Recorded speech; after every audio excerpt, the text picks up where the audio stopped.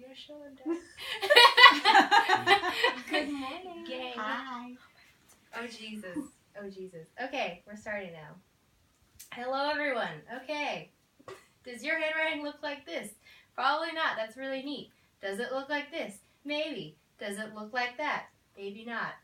Well, today I'm here to tell you that life is too short to have ugly, boring handwriting. You could be writing like this, or even this. I know it looks really complicated, but I promise, as someone who's been doing this for many years, it's very simple with a little bit of practice.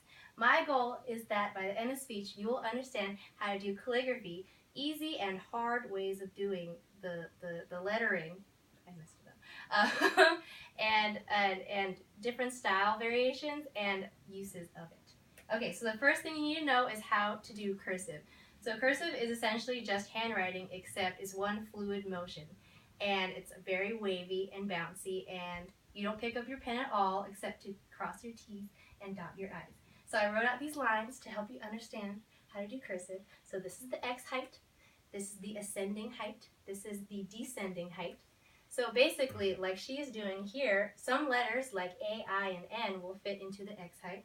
Some will go all the way down and reach the bottom, like P or J, like she's doing. And then some of them will go all the way up, like H or T. And to learn how to do cursive, basically, you just practice the entire alphabet a bunch of times, upper and lowercase, until you're able to piece it together into an actual word.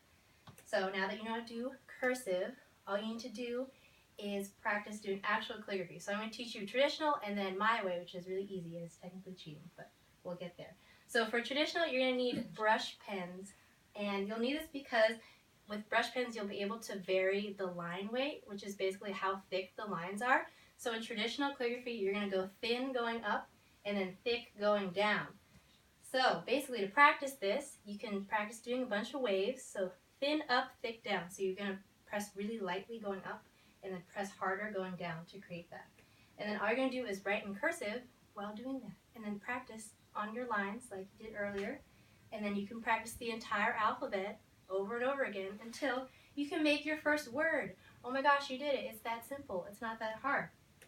And then this is how you do it if you don't have fancy brush pens because you're broke like me. So all you do is you write it in cursive. I don't know if you can see that. So you write it in cursive, right? And then you thicken manually what you would do with the brush pen, but you don't have the brush pen. You have a regular pen.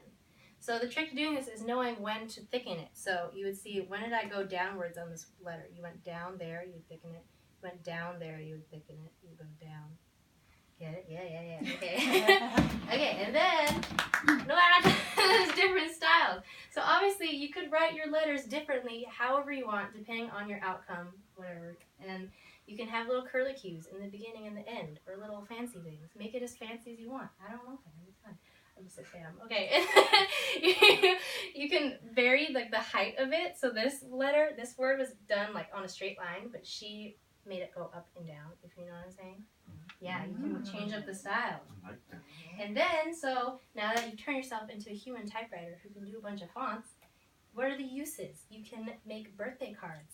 Any kind of card you want, really. Christmas, anything. You can also make your signature really pretty. You're an adult now. You can use your signature for checks and things. Fun. And you can make your notes really pretty. It's really fun to go in class and make your notes pretty, and everyone else is like, how'd you do that? Oh my god. But it's really easy. And then you can also do invitations, like wedding invitations, and you would pay like how much to do this, but you can do it yourself. It's not that hard. Anyway, so hopefully by now that you have learned how to do cursive, easy and hard ways to do calligraphy, you know various uses and various style differences. You can be confident enough to try to do some calligraphy yourself. It's a very valuable and useful skill that not many people know how to do, but you're not one of those people. You know how to do it now. Hey, so you're welcome. So go out and make the world a beautifully written place. Yeah. Yes. I can do it. I can do it. That's it. I'm done.